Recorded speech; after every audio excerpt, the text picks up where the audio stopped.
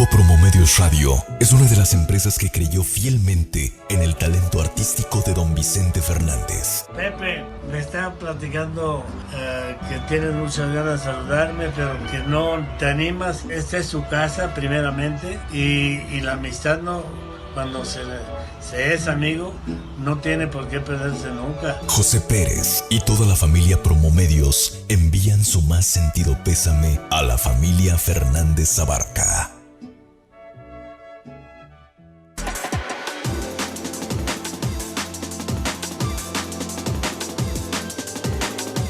¿Qué tal? Buenos días, estamos iniciando semana y estamos iniciando programa Cara a Cara. Hoy estaremos hablando sobre esta autorización que da Estados Unidos a la importación del aguacate de Jalisco. Y también estaremos platicando sobre esto, sobre la canasta básica, que se prevé bastante difícil el panorama económico y en el Jalisco y en el resto del país.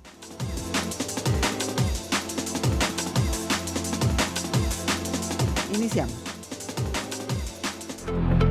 Noticia, análisis y debate. Eso es Cara a Cara. Información de primera mano en voz de sus protagonistas. Escucha a Cara. Cara a Cara. La entrevista.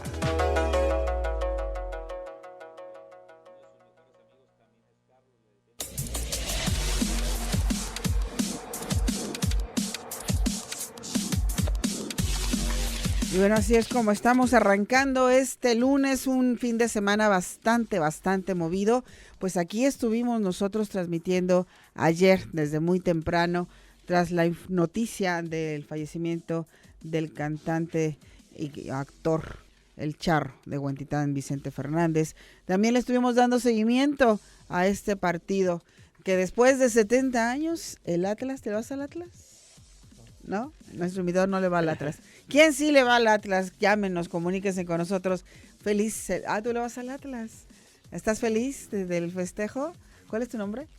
Mario dice que él sí le va al Atlas y está muy contento de haber visto ganar a su equipo después de 70 años que no lo hacía su segunda copa. Así que, bueno, pues hemos estado dándole seguimiento a los temas que consideramos son de interés para ti. Y bueno, aquí estuvimos, como lo comentamos, cubriendo todo lo acontecido en torno al fallecimiento de Vicente Fernández, 81 años.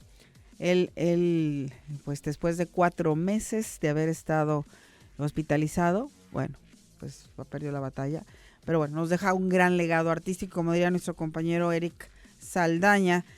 Muere el hombre, pero inicia el mito. Así que, pues ahí está. Bueno, después de este brevario, que resumen de lo que ha acontecido este fin de semana y luego la Miss Universo, y bueno, tantas cosas que hubo este fin de semana. Presento a nuestro invitado. Él es el maestro Juan Flores Coronado, presidente del Comité Estatal de Sanidad Vegetal del Estado de Jalisco. ¿Cómo estás, Juan? No, muy bien, muchas gracias, buenos días a todos.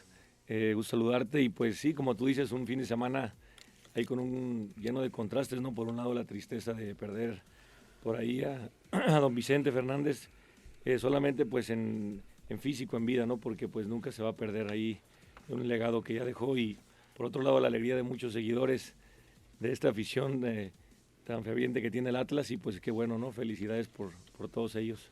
Y en un día muy especial también para los mexicanos, que es el Claro. Día de la Virgen de Guadalupe, así que Así es. bastante movido estuvo la fe católica, el deporte, el arte, el canto, y bueno, todo se conjugó, la belleza. Bueno, fue un día bastante sui generis, en donde se vieron emociones muy diferentes. Pero bueno, vamos a hablar del tema por el cual nos acompañas este día, y es sobre esta noticia que Estados Unidos autoriza la importación del aguacate de Jalisco. Pero antes de entrar al tema, me gustaría, porque platicaba hace un rato con mi compañera Laura Martínez, Sí. de que todos creemos que el aguacate es un vegetal o una verdura, pero no. No, es una fruta. Es una fruta. ¿Por qué? ¿Cuáles son las características para que sea denominado o sea considerado un fruto? No, pues es que desde el mismo árbol es un frutal, Uh-huh. el cual hace, obviamente, que entra en la familia, es el mismo limón, el mango, y todo el mundo a veces lo relacionaba por su aspecto, tal vez por la cáscara, por su aspecto un poco no, pero la pulpa lo que tiene en su interior pues es una fruta, ¿no? Es un fruto. Y es de las frutas exactamente que tienen más propiedades antioxidantes, omega 3 y muchos de los diferentes vitaminas, sobre todo también ahora con el tema del COVID, pues de las que más aportan a que tengas vitaminas y tu cuerpo tenga mucho mejor las defensas, ¿no? En este caso el aguacate es de esos alimentos que le llaman las superfrutas, pero sí la pulpa es lo que realmente es considerada como fruta desde el mismo árbol, desde la misma especie del árbol, ¿no? Ahora, ¿cuál es la relevancia que hay para que se haya convertido en un producto de importación para Estados Unidos, en nuestro aguacate, el de Jalisco? ¿Cuál es el que se va? ¿Cuáles son las características que están solicitando por medio de este país para que pueda ser exportado? Pues en este caso la variedad que tiene Jalisco es la misma que la que tiene Michoacán. Simplemente por las regiones, la altitud y también alguna variedad de las dos que hay en este caso, pues aquí tenemos una ventana de oportunidad, que esto hace que tú puedas sacar la fruta en una temporada distinta que Michoacán, pero la fruta es de la misma calidad, es la misma variedad. En este caso, Jalisco ya venía trabajando muchos años para poder lograr las certificaciones y tener el estatus fitosanitario adecuado, hay que decir eso, ¿no? La parte sanitaria es la que te hace, que te abre la llave, que te hace que abras las puertas del mundo, de los mercados. Si no tienes un estatus fitosanitario adecuado, no puedes exportar a ningún lado, ¿no? Entonces, Estados Unidos ha venido haciendo revisiones, ya estaba prácticamente en lo que hay que decir 15 municipios de Jalisco, porque se apertura para Jalisco, pero no todo el estado va a poder exportar aguacate. Estás hablando de que a lo mejor el estado en presencia de aguacate tenga 80 municipios, pero con alta y baja escala, pero solamente de los cuales 15 ahorita principalmente van a poder exportar, que son los 15 que ya están libres de una plaga que se llama abranador del hueso del aguacate. Y libres en el sentido de que ya está certificado y probado que están libres. Arrancando el año vamos a empezar con otros 2 más, que ya se había hecho el previo trabajo, que es Agualulco del Mercado y San Juanito Escobedo. Y posteriormente esperamos para el año que entra a tratar de estar liberando otros 2 o 3 municipios más. Entonces, más o menos como para un año en esta fecha, tendríamos un promedio de 20 municipios, que es lo que se busca tener, y esos serían los únicos que podrían exportar, actualmente nada más 15. ¿Qué significa fitosanitario? Pues es el estatus que te permite tener los controles, más que nada. Fitosanitario, pues hablas del tema de agrícola, ¿no? De cualquier producto agrícola. Y pues obviamente la parte sanitaria es que cumple con todos los estándares, en este caso para poder ser consumido, ¿no? Que no tiene residuos, que de químicos prohibidos, de que se produjo, en este caso con buenas prácticas agrícolas, también sin dañar el tema del campo. Eso es un estatus fitosanitario, más que nada te permite unas condiciones que debes de cumplir para que tú puedas sacar tu producto, ¿no? Ese son estatus fitosanitarios que se manejan. Hay unos fitosanitarios que van adecuados a los animales, pero los fitosanitarios son para cualquier producto agrícola, vaya, ¿no? ¿Cuáles son las variedades de aguacate que existen y por qué es el Hass el que se eligió para exportar? Digo, en realidad aquí en México hay muchas variedades. Está el mismo criollo, que es el aguacate conocido como el fuerte, pero los que se comercializan es el aguacate Hass. Todos son, la variedad que se comercializa es Hass. Hay variedades del Hass, el Méndez, por ejemplo, también es Hass Méndez, pero sigue siendo Hass. La mayoría de los huertos que están plantados, tanto en Michoacán como en Jalisco. Michoacán más está el puro Hass tradicional. Aquí hay Hass y hay mucha superficie con aguacate Méndez, pero es una variedad del mismo Hass, no es otra cosa. Simplemente su floración es en otra etapa y con esto aprovechar la ventaja en este sentido. Se adapta un poquito más a condiciones más difíciles. Hay otro nuevo que también variedad que se llama Flor de María, pero es del mismo Hass. En realidad se sigue comercializando el mismo Hass, en este caso porque es una fruta que tiene mucho más consistencia en su pulpa, no tiene tanta agua, tiene más propiedades, tiene un mejor sabor. Entonces esa es la que ha sido la fruta exitosa, pues para que ha gustado entre el paladar de los que lo consumen, ¿no? Lo que lo consumimos. Las condiciones para tener una buena cosecha de este producto se crean o existen o se buscan. O sea, una buena tierra, la humedad, no sé, ¿cuáles son las mejores condiciones para poder tener un producto de calidad? Pues ahí sí que el aguacate es un cultivo muy exigente. Es un cultivo muy exigente porque le gusta realmente que sí tener muy buenas condiciones para su producción. Tiene que ser en un ambiente que no sea ni muy cálido ni tampoco muy frío. Tiene que la tierra debe de ser una tierra que tenga, digamos, una tierra blanda, que tenga nutrientes. En este caso, la fruta resiste, como les digo, temperaturas que no varían también mucho entre la tarde y en la mañana. Y entre más altura se tenga, la fruta puede estar un poco más en el árbol. Entre menos altura se tenga el árbol, la cosecha más pronto, ¿no? Pero el aguacate sí realmente también, en cuestión de agua, que han dicho esto del agua, no necesita tanta agua, pero también no debe de ser escasa. O sea, tiene que tener la suficiente para poder producir de buena forma, pero tampoco ha sido esta derrama de agua que comentan mucho. Realmente las huertas aquí en Jalisco, la mayoría están tecnificadas, están con tecnificación de riego, que esto es que uso y eficiente el uso del agua, ¿no? Para cuidar la misma.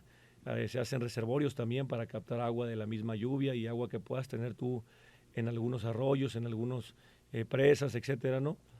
Se produce de esa forma por lo mismo para cuidar el agua. Aquí mucho se ha platicado que es un cultivo que estigmatiza aquí, que daña el bosque. La tala sí lo ha pasado, sí ha habido, como creo que en muchos de los cultivos ha habido gente que lo produce de manera irresponsable, ¿no? Pero aquí el aguacate y los productores se han encaminado mucho por cuidar la biodiversidad, cuidar la misma agua, el bosque. Sabemos que para allá es el futuro y sobre todo es de las cadenas productivas que está yéndose ya a certificarse con certificaciones medioambientales y de responsabilidad social, ¿no? Y también que muchos países del mundo ya están pidiendo ese tipo de certificaciones también para que se garantice pues que no se siga dañando al medio ambiente. Tenemos que hacer una pausa comercial, pero regresamos enseguida para seguir platicando contigo de eso, ¿va? Gracias, cómo no. Esto es Cara a Cara, son las 9:17. La invitación a que te pongas en comunicación con nosotros a través de nuestro WhatsApp 33 18 80 76 41 y también nuestras redes sociales están a tu disposición. Facebook, Twitter, Instagram, YouTube y TikTok. Solamente escribe Zona 3 Noticias y ya estaremos en comunicación. La pausa, regresamos. Son las 9:20 a.m. Te recuerdo que estamos platicando con el maestro Juan Flores Coronado. Él es presidente del Comité Estatal de Sanidad Vegetal de Jalisco. Bueno, me gustaría platicar contigo sobre cómo se convirtió el aguacate o el guacamole como uno de los platillos principales para el festejo del Super Bowl. ¿Tienes idea tú de cómo, cuándo y dónde sucedió todo esto? No, bueno, ese dato así como como iniciaría, no. Pero sí es un tema de que influyó mucho, ¿no? Lo que está viviendo en Estados Unidos, pues el gran número de nuestros paisanos que están por allá. El éxito que ha tenido en Estados Unidos en general es cómo meter en la cultura, cómo se metió en la cultura a través de los alimentos que ya consumen, ¿no? El tema comercial es muy importante visto desde esa perspectiva porque tienes que adecuar un poco el fruto a los gustos, ¿no? De allá, entonces empezó a entrar con la forma de los nachos que ya les gustan mucho, que son muy famosos, ¿no? Uh-huh. Con queso ahora cambió con aguacate, la hamburguesa que le han puesto aguacate, y otros tipos de alimentos que han consumido pues ya con los sándwiches, etcétera, ¿no? Hasta los huevos, ya mucho que me ha tocado estar por Estados Unidos, ya casi en cualquier desayuno te sirven una rebanada de aguacate, ¿no? Entonces, si pides un omelette, lo que sea, te piden, ya lo incluyen, ¿no? Muchos en los desayunos, entonces... Y como yo te comentaba también, como es un tema de un fruto muy saludable en cuestión de todas las propiedades que tiene, y ahora que está también muy de moda el tema de la salud también, y cuidado de la salud y alimentación, pues también lo han incluido en muchas dietas ya de ejercicio, de rutinas, ¿no? Entonces, más que nada yo creo que todo eso influenció bastante, ¿no? La gente que está, sobre todo los paisanos que están por allá, que lo empezaron a comercializar, pero de una forma que a ellos, a los que estaban en Estados Unidos, a las gentes que habitan allá, pues les fuera gustando, ¿no? Y así se tiene que haber hecho con varios países Se está trabajando actualmente también con China. Todavía Jalisco no exporta a China, Michoacán sí lo hace, pero también estamos viendo la apertura de ese mercado. Igual es un mercado difícil que hay que también hacerla de la misma forma, ¿no? Para poder penetrar ahí. Pero no solamente China con quien están negociando.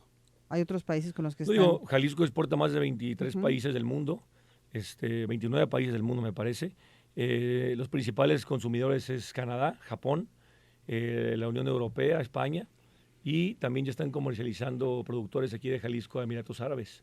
Entonces, ¿Por qué es tan relevante que Estados Unidos, se esté importando a Estados Unidos? porque bueno, Estados Unidos es un mercado, es el primer consumidor, ¿no? México le vende el 25% de lo que consume Estados Unidos en cuestión de alimentos. Y obviamente es un mercado que te queda muy cerca, que está a la mano, que tiene también un precio también muy atractivo, ¿no? Simplemente ese es el beneficio que se tiene. Aquí al ser que Jalisco sea el segundo productor más fuerte del mundo, pues tendría un impacto muy fuerte en eso. Simplemente con el puro precio sería un beneficio económico y una reactivación económica real para todas esas regiones del estado que lo van a exportar. Porque ya esos 15 municipios de los que yo te hablo, pues está la mayoría de la superficie del estado. Entonces el impacto económico y social que tendría desde los productores, comercializadores, empacadores, cortadores y la cadena, la industria, en este caso que ya se tiene aquí, pues sería muy fuerte, ¿no? ¿Qué determina el precio del aguacate ya al público en general? Es decir, que yo voy al mercado y un día está el aguacate en 15 pesos, por decir algo, no estoy diciendo que sí cueste, y al día siguiente ya cuesta 30. ¿Qué es lo que determina este precio? Sí, pues es como en la mayoría de los productos, bueno, la oferta y la demanda, ¿no? En este caso, hay veces que también la cosecha no tiene las condiciones óptimas. Hay veces, como fue este año, en este caso, que duró el estiaje, sin llover, duró mucho tiempo, y esto causó que el fruto no hubiera mucho fruto de un tamaño grande, o sea, de un calibre, en este caso, de un gramaje muy grande. Y muchos mercados del mundo exigen ese tipo de tamaños. Entonces se escasea el tamaño, ese tamaño es el que cuesta caro, muy caro, porque no es todo el aguacate, el de ese calibre, el de esa calidad sí, y hay veces que queda mucha fruta de tamaño pequeño, que entonces se inunda el mercado con la fruta chica, esa fruta no vale tanto, pero es más que nada, sí hay veces que sí es más neutral, es más equilibrado esa producción del grande, el chico, los calibres, y en este caso el precio no cambia tanto y es más homogéneo, entonces es derivado de la cosecha, y también obviamente de la demanda que se tenga. Con el tema del COVID, pues se cayó mucho el precio, yo digo que de todos los cultivos, pero poco a poco han ido retomando precio otra vez. ¿Qué tan cierto es que se exporta el producto, el mejor producto, y aquí nos dejan el de mediana calidad? Pues yo como todos los mercados creo que el que compra quiere comprar la mejor calidad que tenga, ¿no? O sea, obviamente los países están dispuestos a pagar un precio mayor por tener una fruta que en calidad, yo lo quiero decir, en calidad yo creo que no, porque hay veces que la fruta tiene algún daño externo, simplemente es externo, es de la cáscara, no tiene nada que ver con la pulpa, y ese daño pues ya es estético, el cual los países que lo compran no lo quieren ver, porque pues a lo mejor piden que la gente no lo va a comprar igual o que el precio les impacta, pero es un tema nada más estético, realmente lo que es la pulpa en el interior es exactamente la misma, tenga un daño, tenga algún tema, hasta el mismo granizo a veces hace que se dañe, y lo ven como una fruta que ya no es de primera calidad, pero realmente la pulpa no tiene ninguna diferencia con la otra, entonces no, ese tema simplemente es por la cuestión más que nada estética, o que quieren cierta fruta de cierto tamaño, una fruta que tiene un tamaño, una que tenga un tamaño más pequeño, la consistencia del aguacate es exactamente igual. ¿Cuál es el proceso desde el momento en que se corta, o cómo se dice cuando se quita el aguacate del árbol, se corta y llega al consumidor? ¿Por cuántas manos pasa este producto para que así llegue a cierto precio a nosotros los consumidores? Porque todos llevan una ganancia en el camino, ¿no?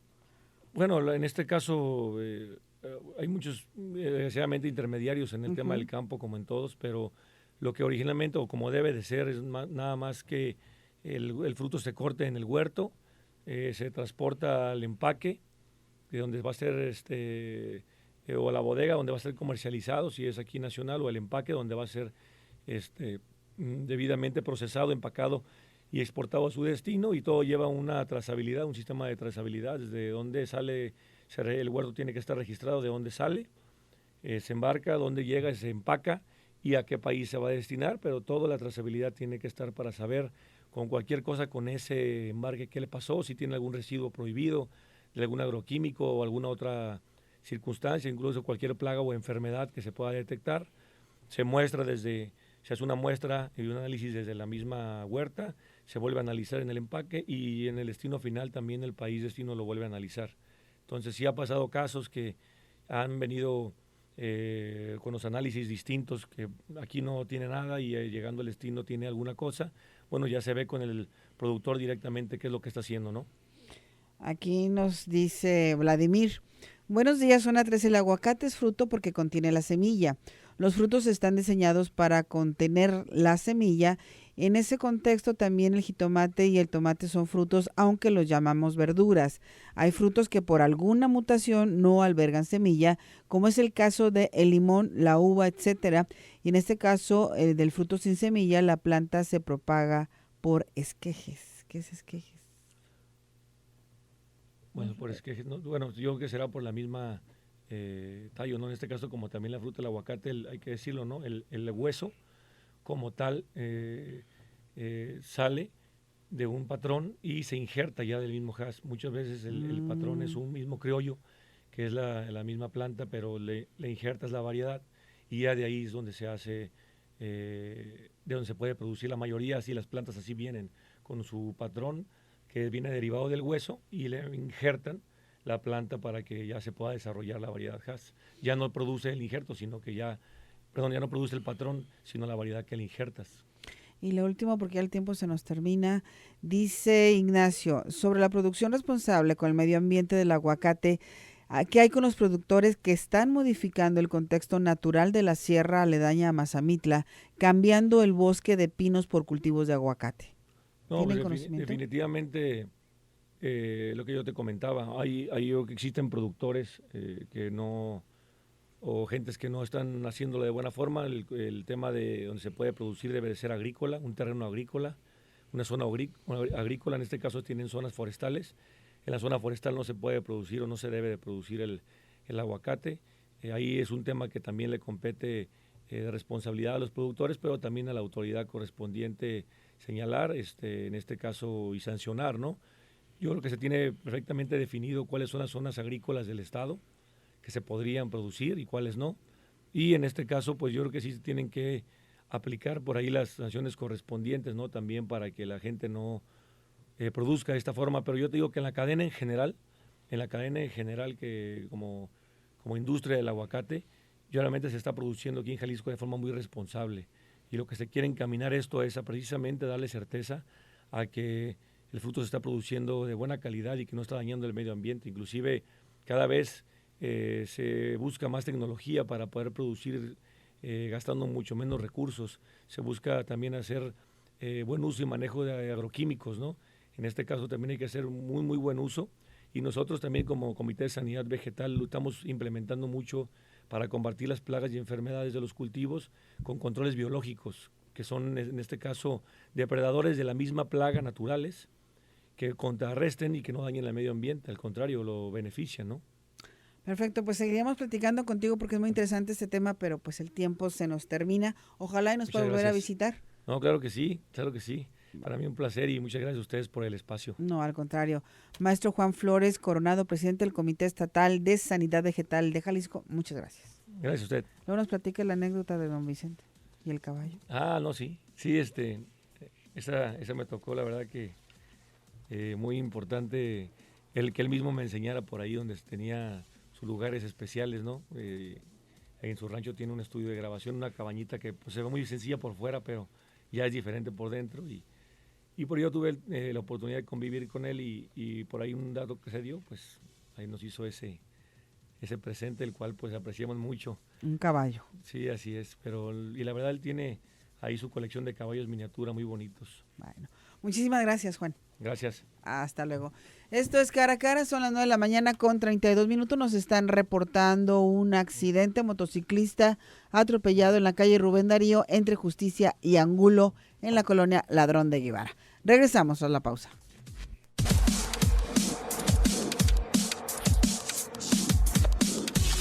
Son las 9 de la mañana con 35 minutos y antes de presentar a nuestro siguiente invitado, quiero compartir este reporte vial de Fernando Romero. Hola Laura, ¿cómo estás? Muy buenas tardes, saludante a ti, a todo tu auditorio, reportándonos desde esta gran Guadalajara, con una mañanita bastante fresca. Vengo circulando sobre Periférico Norte en el sentido que viene de Calzada Independencia hacia Avenida Tabachiles con carga vehicular, pero fluida, y en el sentido contrario también está la carga vehicular, pero muy ligera. Y sobre Periférico, al cruce con Carretera Saltillo, los semáforos de la glorieta no están en función para que la gente tome precauciones. Ya hay agentes de movilidad agilizando el tráfico, pero no sirven los semáforos. Seguimos rodando y reportando para Zona 3.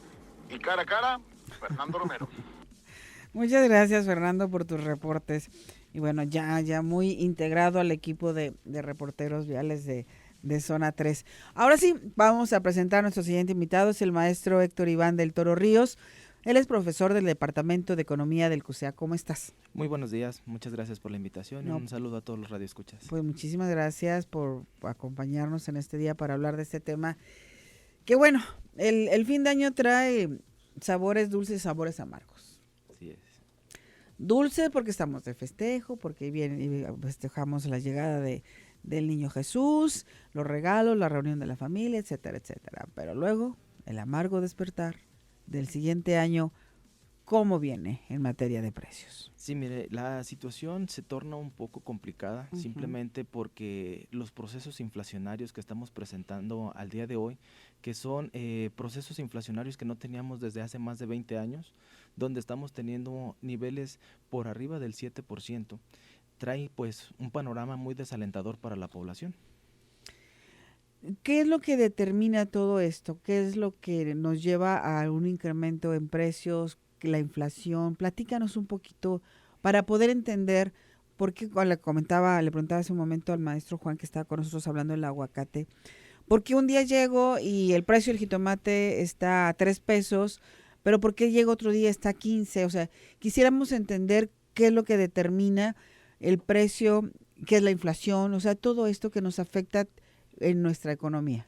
Sí, en este caso es el cúmulo de muchas complicaciones, por ejemplo, las cadenas de valor que está teniendo México a nivel internacional, lo que viene siendo los factores de la oferta y la demanda, lo que viene siendo el acaparamiento, las problemáticas físico-climatológicas, por ejemplo, las que tuvimos en el transcurso del año, sequías, inundaciones. Estas implicaciones causan que algunos precios pues incrementen en sus valores simplemente por las demandas que se están teniendo con respecto a ello. Por ejemplo, al inicio del año podíamos ver que nosotros podíamos comprar un kilo de jitomate en 5 pesos con 50 centavos. Actualmente ese mismo kilogramo de jitomate, ya sea bola o saladet, ya sobrepasa los 42 pesos. Entonces, si tú te fijas, aquí lo que estamos teniendo es que las implicaciones tienen mucha relación con la oferta y la demanda que está teniendo la población, y en este caso las carencias que pueden presentar algunos de los productos a manera general.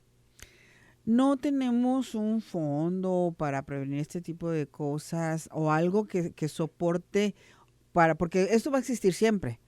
Siempre va a existir inundaciones, sequías o causas que afecten la producción de uno u otro producto o alimento. ¿No hay alguna manera de prevenir o soportar para que esto no se desequilibre tanto?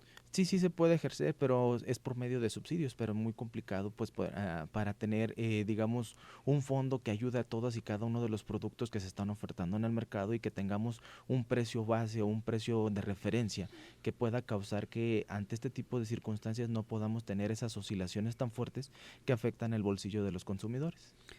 A ver, hay dos circunstancias, así las entiendo yo, igual me podrías aclarar el punto. La inflación afecta a todo, pero también hay cosas muy particulares que afectan el costo de algún producto. Por decirlo hace un momento, un jitomate. A lo mejor porque no hubo una buena cosecha, porque no llovió, porque sí llovió, porque hubo sequía, lo que sea.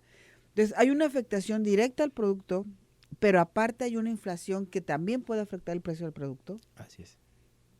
Así es, simplemente porque, por ejemplo, si lo vemos desde el punto de vista del ejemplo que acaba de mencionar, al tener la, digamos, deficiencia de poder tener una producción, digamos, amplia, Aquí lo que se está ocasionando es que el productor venda el producto al mejor postor. Entonces, ¿quién es el que pone o impone el precio de este tipo de productos?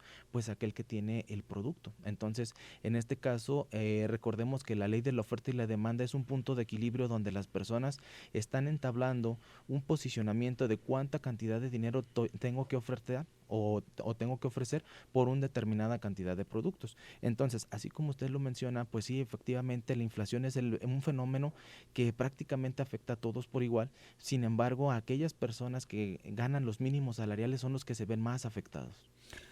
Ahora bien, cada año vemos que la inflación sube. Ha habido unos años o durante el año que vemos que de repente baja. Uh-huh. Y es precisamente por lo mismo. Pero ¿por qué? Bueno, se supone, o hasta donde yo tengo entendido, que nuestro país es rico en todo. En cosechas, en agricultura, en pesca, en minerales, en todo. ¿Qué es lo que pasa? ¿Por qué no se le da una explotación, si es esto lo que falla, para que México sea un país que tenga una economía boyante? Mira, ante este tipo de circunstancias, si recordamos, pues el 2020 nos trajo un golpete muy fuerte, tras la llegada de la pandemia del COVID-19. Sin embargo, al inicio del año nosotros empezamos a tener una actividad económica muy buena, porque estábamos teniendo un incremento en el Producto Interno Bruto. ¿Qué quiere decir? Que estábamos teniendo mayores empresas, estábamos teniendo mayores empleos, estábamos tratando de reactivar la economía. Sin embargo, actualmente este tipo de situaciones se están presentando simplemente por la desaceleración económica que está presentando nuestro país. Recordemos que existen otros factores internacionales, como por ejemplo lo que viene siendo la paridad peso-dólar, lo que viene siendo las importaciones, más impuestos a las exportaciones, entonces las cadenas productivas, entonces todo esto está trayendo consigo que tengamos muchas problemáticas al interior de nuestro país. Entonces, en el momento que las personas están viendo que se está teniendo una actividad económica favorable, pero se están teniendo, digamos, la forma de detener aquellas actividades productivas, entonces ahí es donde vienen las problemáticas y el factor de inflación pues altera todavía la situación todavía más grave. Por lo tanto, las personas es las que empiezan a tener ese tipo de repercusiones. Recordemos que al inicio del año veíamos que algunos granos como el maíz, el trigo, la cebada empezaban a incrementar. Sin embargo, en los procesos productivos, los empresarios asumen el costo, pero después se transfieren al consumidor final. Y es por eso que vamos viendo cómo se van encareciendo los precios y la afectación económica pues es cada vez más grande. Y también la afectación a los que son los pilares de nuestra economía, ¿no? Por ejemplo, el turismo, que se ha visto afectado por la inseguridad que se vive. Yo estaba leyendo por ahí que el turismo se ha visto, pues, precisamente disminuido porque no se sienten seguros al ver que la Guardia Nacional está por estos lugares turísticos, lejos de que fuera lo contrario. Es decir, bueno, es que hay mucha seguridad. La gente cree que si en nuestro país o en algunos lugares turísticos hay mucha policía o mucho guardia nacional, es porque algo está pasando. No es que se vayan a sentir más seguros. Entonces, todos estos factores están afectando a la economía en general de nuestro país. Efectivamente, recordemos que, por ejemplo, cuando empezó la etapa de vacunación en nuestro país, había naciones, en este caso específicamente Estados Unidos, que señalaba que no vinieran a México por las problemáticas de las cuestiones sanitarias.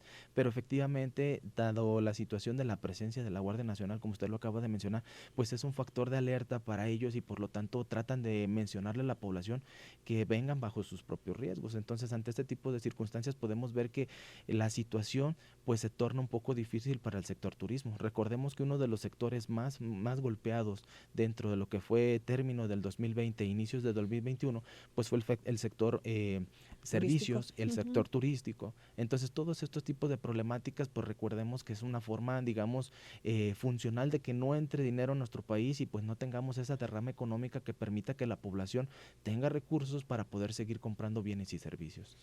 Que además cabe señalar que el turismo se estaba convirtiendo en un pilar de la economía, que puede volver a hacerlo, pero bajo estas circunstancias se ve un tanto cuanto complicado por esos dos factores, la seguridad y la salud.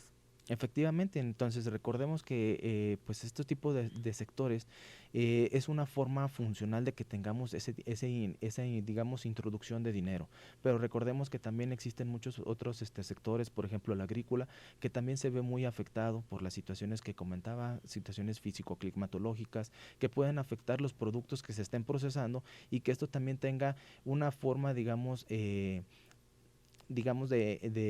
retroceso económico, porque la población ya no va a poder acceder a esos bienes y servicios si se tienen las problemáticas. Por lo tanto, no nos queda de otra más que importarlos de otros lados y pagarlos al precio que se tenga en el mercado internacional. Perfecto, tenemos que hacer una pausa comercial, pero regresamos para seguir platicando sobre estos temas de la economía de nuestro país con las afectaciones que se están viviendo. Hacemos una pausa, regresamos. Te recuerdo que estamos platicando con el maestro Héctor Iván del Toro Ríos, profesor del Departamento de Economía del CUSEA. Me gustaría que nos platicaras cómo has vivido estos días en materia económica, la inflación, si realmente cuando vas al mercado, cuando vamos a comprar nuestro mandado, para cuánto nos está alcanzando. Mucha gente ha dejado de consumir algunos productos o ha disminuido la cantidad de los que consume precisamente por estos precios. La carne, mucha gente ha dejado de consumir carne, el huevo, la fruta, las verduras han tenido que ir disminuyendo. Platícanos 33 18 80 76 41.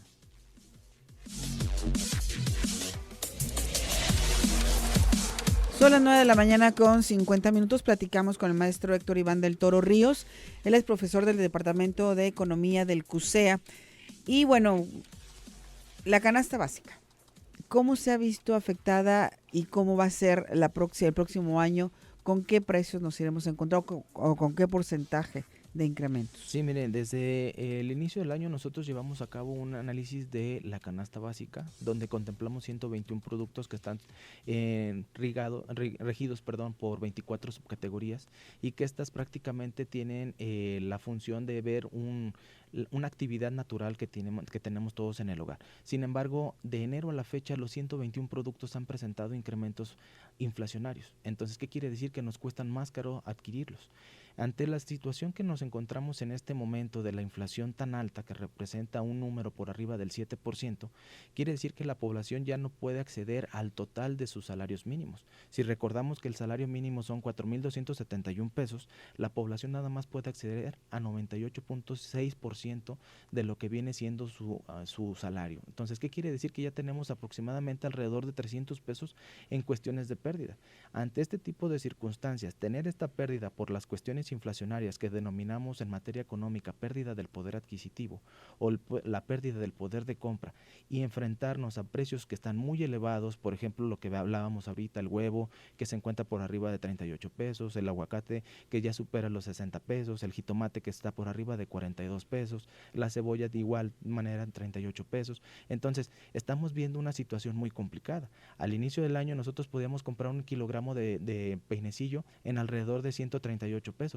Actualmente ya supera los 178. Hay algunos otros cortes que han sido más afectados directamente. Por ejemplo, el kilogramo de bola ya supera los 201 pesos. Entonces, ante este tipo de circunstancias, si vemos a una familia que tiene 4 a 5 miembros, donde están integrados papá, mamá y tal vez 3 hijos, la situación se torna muy complicada porque tenemos que asumir que no solamente son los productos de la canasta básica, sino que hay que pagar la luz, el agua, el teléfono, el predial, el internet. Si se tiene una casa habitación con crédito hipotecario o renta, pues pagarlo también. Entonces, ante este tipo de circunstancias, hablar de una, digamos, situación favorable para el inicio del año 2022, pues es algo, digamos, difícil de creer porque tenemos una situación muy complicada. ¿Cuál sería el salario ideal, si podemos decirlo de esta manera, para que una familia de 4 personas pueda vivir con una buena calidad de vida? Mira, nosotros señalamos que existe un salario recomendado. El salario recomendado está actualmente en 4,556 pesos con 20 centavos. Esto con la forma de resarcir las implicaciones inflacionarias que tenemos hoy en día. ¿Esa cantidad es mensual, quincenal, por persona? ¿Cómo? Sería de forma mensual en materias, digamos, de salario mínimo. 4,000, ok. Dice por acá, terminación 5111, para los microempresarios ha sido un golpe muy duro en lo que nos da la inflación, el que nos da la inflación. porque no es lo mismo ir a comprar un kilo de jitomate a comprar 200 kilos, se refleja en recortar empleos para poder sobrevivir. Y siguen los impuestos y la alza de precios, nos vemos obligados a cerrar. Efectivamente, recordemos que, por ejemplo, hay muchos empresarios, micros o medianos empresarios, que, por ejemplo, pagan rentas de los lugares donde están posicionados sus empresas. Y recordemos que ante este tipo de circunstancias, hablar de rentas tan altas, donde no se está teniendo ventas, no se está teniendo productividad, por lo tanto, las empresas no les queda otra más que cerrar. Entonces, si ustedes se fijan, venimos de una situación complicada post-pandemia, donde la población y los empresarios se vieron afectados por lo que viene siendo el aislamiento social. Entonces, recordemos que hubo muchas empresas que recortaron al 50% los ingresos salariales de las personas, pero de la misma manera pues empezaron a tener mermas por no tener las ventas esperadas, no tener la productividad que se estaban esperando. Si no sacaban los productos a la venta tenían que almacenarlo, y todo esto trae consigo pues un desgaste económico, ya sea para los empresarios como para lo que viene siendo el público en general, y más para aquellas personas que son de escasos recursos. Nos dice Raimundo, los acaparadores, coyotes, intermediarios, etcétera, son la principal causa de altos precios. Por ejemplo, en Nayarit, hace algunos años, mi suegro, mi abuelo, mis cuñados cosechaban frijol.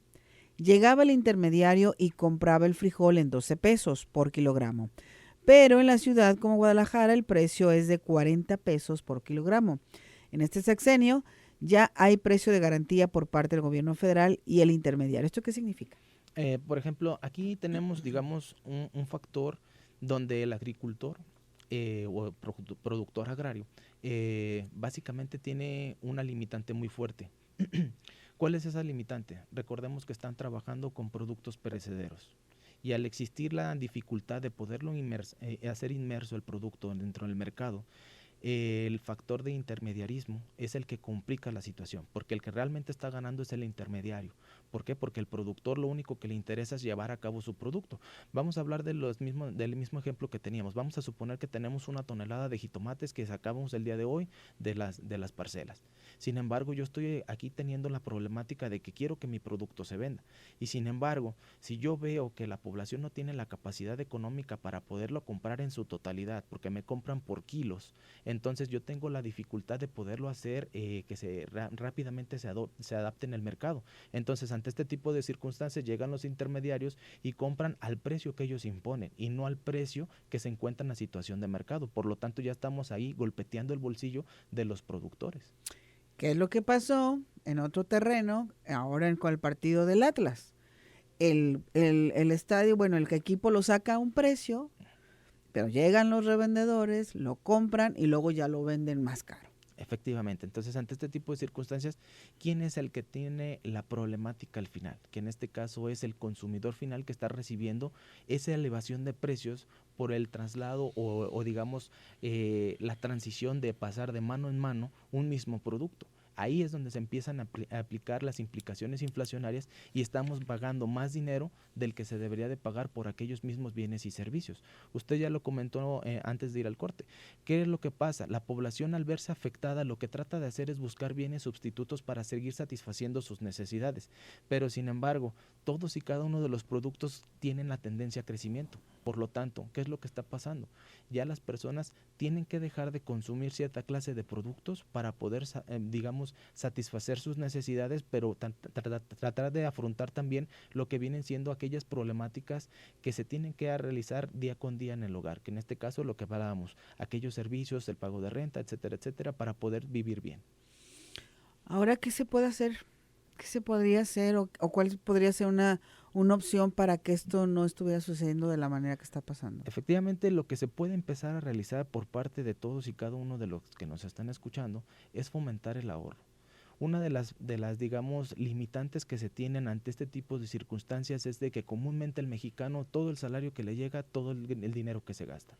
Aquí lo que se recomienda es que al menos el 25% de las implicaciones salariales que tenemos se destine al ahorro. Si no se puede con esa cantidad porque tal vez vivimos al día, tratar de hacer un pequeño ahorro, una pequeña alcancía que me permita tener dinero para poder sobrellevar algunos imprevistos que se puedan llegar a ejercer en el transcurso del año. Porque recordemos, ahorita en esta situación, en estas fechas en las que nos encontramos, tras las fechas navideñas, pues vienen los gastos de lo que viene siendo las fechas navideñas. Aquí tenemos otra problemática problemática que es el gasto hormiga. Recordemos que vamos a un mercado, supermercado, a adquirir tal vez un bien de la canasta básica, algún regalo, etcétera, etcétera, pero ya nos desviamos por algún café, por alguna golosina, entonces ya se nos está teniendo una fuga económica a nuestro bolsillo y pues estas implicaciones cada vez se van acrecentando porque los precios van en una situación exponencial y lo que viene siendo el incremento salarial es muy mínimo en relación a estos tipos de precios. Fíjate que es verdad esto, mucha gente dice, es que yo de dónde voy a ahorrar si gano muy poco y no tengo dinero, etcétera, etcétera, pero a veces no estamos conscientes de este gasto hormiga. O sea, preferimos ir a la tienda o a cualquier lugar a comprar un paquete de pan, galletas, un café, que no es nada barato en las tiendas, en lugar de ahorrarlo o en lugar de traer de casa algún alimento para consumirlo. Entonces, estos gastos, si nos acostumbráramos a ahorrarlo, en lugar de decir, me voy a comprar este café, mejor guardo ese dinerito, esto nos generaría un ahorro. Efectivamente, porque por ejemplo, hablando de cafés, en las diferentes, digamos, sucursales que podemos encontrar café desde 20 pesos hasta 68 pesos. Entonces, si usted se fija, todo este tipo de situaciones es una afectación directa para el bolsillo porque es una fuga. Uh-huh. Si efectivamente, como usted lo menciona, tratáramos de nosotros procesar nuestro propio café en casa, aquí ya nos estamos ahorrando una determinada cantidad, porque recordemos, si ponemos, por ejemplo, un caso, se trabaja de lunes a viernes y de lunes a viernes compro mi café y estamos hablando de 50 pesos, ahí ya tenemos una multiplicación que nos está afectando directamente a nuestro bolsillo. Ya estamos hablando de más de 250 pesos, que es dinero que se pudo haber comprado para algunos artículos alimenticios para nuestra familia. Y bueno, hablaríamos más, un día hay que platicar de cómo podemos ahorrar aun cuando tengas un salario no muy alto. Porque acá hablamos de los cigarros también, pero ya no hay chance. Otro día hablamos de estos ahorros, ¿te parece? Sí. Muchísimas gracias al maestro Héctor Iván del Toro Ríos, profesor del Departamento de Economía del CUSEA. Gracias. Un saludo. Nos vamos, gracias por haber estado con nosotros. Se quedan con el señor Omar Machain, que en estos momentos está en controles y en unos minutos será el conductor de Zona de Conexión. Gracias a mi tocaya Laura Martínez Gamiño, a Dulce Rodríguez Moreno y a Rocío González Arauz. Mi nombre es Laura Mora.